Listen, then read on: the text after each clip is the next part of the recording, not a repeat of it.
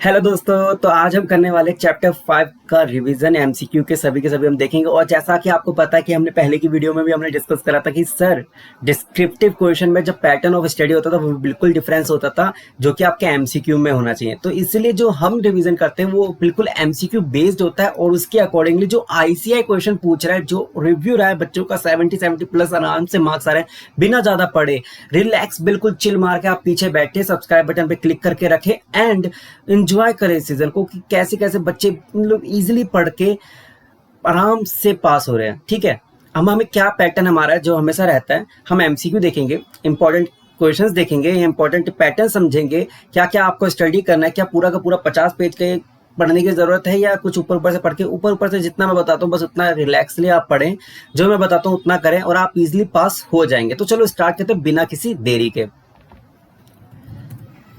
चलो question number 1 पे आते हैं। एमसीक्यू नंबर 1 पहला आता है disruptive innovation can be classified in the following categories. तो डिस्ट्रप्टिव इनोवेशन होता क्या है, जरा ध्यान से समझेगा।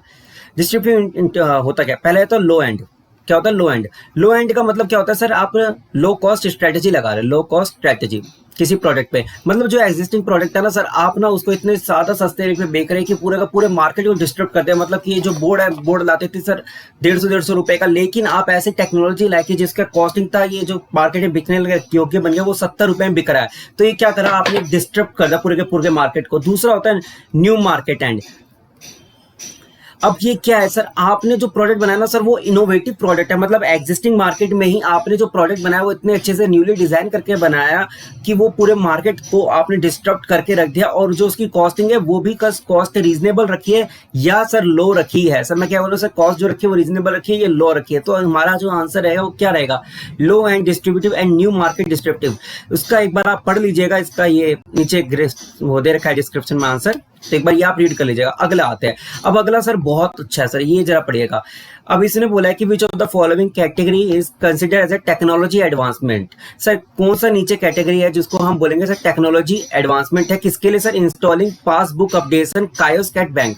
सर आपने कोई एक सॉफ्टवेयर लगाया कायोस का, जिससे कि ना आप ऑटोमेटिकली आप क्या कर रहे हैं सर, पासबुक अपडेट हो रहा है। सर क्या लगा, ये आपको पता होगा कि उसका जो सॉफ्टवेयर लगा ये आपने लगा दिया ताकि पासबुक ना सर ऑटोमेटिकली अपडेट हो रहा है। जैसे ही आपको वर्क पता चला ऑटोमेटिकली अपडेट हो रहा है तो सर ये ऑटोमेशन हो जाएगा। लेकिन ये क्या इतना आसान रहेगा सर? एक बार बात को समझिएगा, जब सब आपका सर एग्जिस्टिंगली जब वो आप काम कर रहे थे मैन्युअली, मतलब जब आप लाइन में लग रहे थे, प्रिंटर लगा हुआ था सर, प्रिंटर लगा होता ना सर, प्रिंटर में पेज जा रहा था और हम लोग यहाँ से कमांड देते थे और प्रिंट होके आ रहा था। अब इसकी क्या जरूरत है सर, ऑटोमेटिक में जैसे आपने पासबुक यहाँ पे पेज रखा तो वो ऑटोमेटिकली प्रिंट होकर आ जाता है, ये प्रिंट होकर डाटा आपका आ गया। तो ये आपने ऑटोमेटिक करा है तो इसको हम बोलेंगे ऑटोमेशन। ऑटोमेशन। लेकिन एटीएम मशीन लगाना, ये एग्जांपल की दे रहा हूं क्योंकि ये आते पेपर में। एटीएम मशीन लगाना, एटीएम मशीन लगाया तो आपने एक पूरा का पूरा मशीन बाहर लगाया जो कि बैंक के बाहर लगा हुआ था, जिससे कि आप सीधा कैश विड्रॉल कर सकते हैं। तो ये क्या हो सकता, ट्रांसफॉर्मेशन हो गया। ट्रांसफॉर्मेशन हो गया। ठीक है, क्योंकि अब आपको क्या है कि सर आप ऑटोमेटिकली कहीं से भी जाके आप अपना एटीएम में निकाले अपना कार्ड, डेबिट कार्ड लगाए और ट्रांसफॉर्मेशन हो गया, क्योंकि आप उससे कैश विड्रॉल कर रहे हैं। आपने क्या करा, पहले अभी कागज का एक सॉफ्टवेयर लगाया बस ऑटोमेटिक करने के लिए कुछ चंद के टास्क को, मतलब कि पहले भी प्रिंटिंग हो ही रहा था, इजीली हो रहा था, लेकिन अब क्या था, बस उसमें एक बार कोड सिस्टम लगाने से आपका क्या हुआ, वो ऑटोमेटिकली हो रहा है कियोस्क सॉफ्टवेयर से। एटीएम मशीन क्या हुआ, वो पूरा का पूरा अलग ही मशीन आपने स्टैब्लिश करा, पूरा का पूरा मशीन ही अलग स्टैब्लिश हो रहा है, इसलिए इसको ट्रांसफॉर्मेशन कह रहे हैं। मशीन पूरा अलग से बन रहा है तो ट्रांसफॉर्मेशन। कियोस्क में क्या था, बस एक छोटा सा अपडेशन था जिससे ऑटोमेटिकली हो रहा था, बार कोड लगाया, लाइव झिंगा डाला, प्रिंट हो रहा है। अब आपको क्या इसका आंसर, तो ऑटोमेशन हो गया। ठीक है, अब आपको क्या करना है मैं बताता हूँ। थर्ड वाले का जो आंसर है एटीएम मशीन का, ये होगा ट्रांसफॉर्मेशन। अब आप ना एक बार ना एक्सटेंशन एंड रिवॉल्यूशन के बारे में पढ़ लेना, ठीक है। उसके बाद हम इसमें से identify the option which is correct in the sequence. Sir इसका आंसर मैं बता देता हूँ।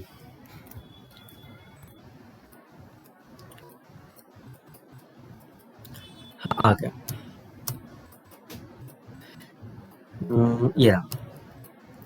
ये आप एक बार पढ़ लेना, ठीक है।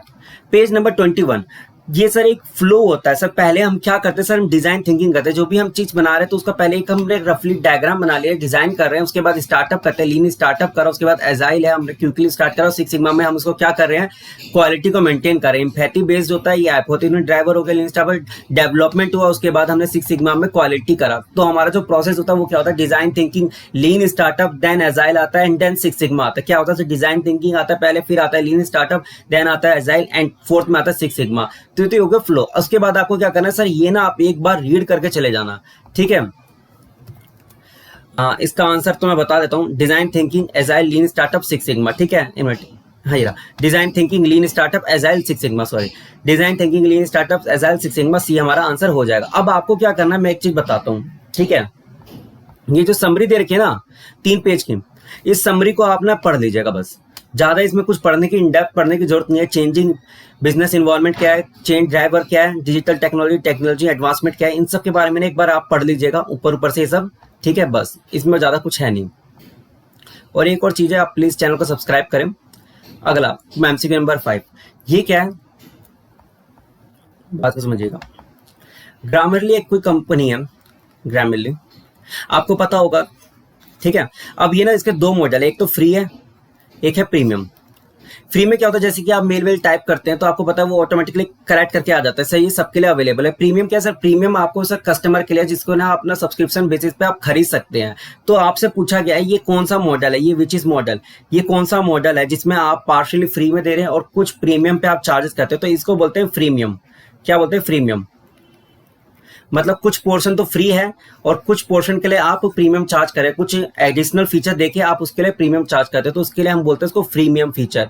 जैसे हमने फ्री में दिया, कुछ स्पेलिंग एरर था वो सब ठीक करा, लेकिन प्रीमियम में आप क्या बता रहे हैं सर, फुल सेंटेंस रीराइट कर सकते हैं, वर्ड चॉइसेस है, टोन सजेशन, सब चीज आपको बताया जाता है। मतलब पूरा का पूरा 1 घंटा सेंटेंस आपको बताया जाता है। वहां बस एक छोटी सी मिस्टेक थी स्पेलिंग के लिए, वो बताया जा रहा था। तो इसको क्या बोलते हैं सर, ये फ्रीमियम मॉडल होता है, ये रहा फ्रीमियम, ठीक है। फ्री नहीं है, प्रीमियम नहीं है, सब्सक्रिप्शन नहीं, नन ऑफ दिस। हमारा आंसर हो जाएगा नन ऑफ दिस, बिकॉज ये मॉडल है प्रीमियम। तो जो मैंने आपको ऊपर बताया कि आपको पहले तो एक समरी इसमें से पढ़ना होगा, ठीक है। समरी पढ़ के आपको पता चल जाएगा कि सर ये तो बहुत ज्यादा इजी है। अगर हम नॉर्मली भी अगर हम ये एमसीक्यू देखते अकेले तो हमें पता चल जाता कि इजिली ये हो सकते हैं सॉल्व, ठीक है। उसके अलावा बाकी जो चैप्टर के एमसीक्यू रिविजन भी इसी चैनल पे आएगी, तो चैनल सब्सक्राइब कीजिएगा, दोस्तों के साथ शेयर कीजिएगा और मिलते हैं अगले वीडियो में। Okay, bye bye.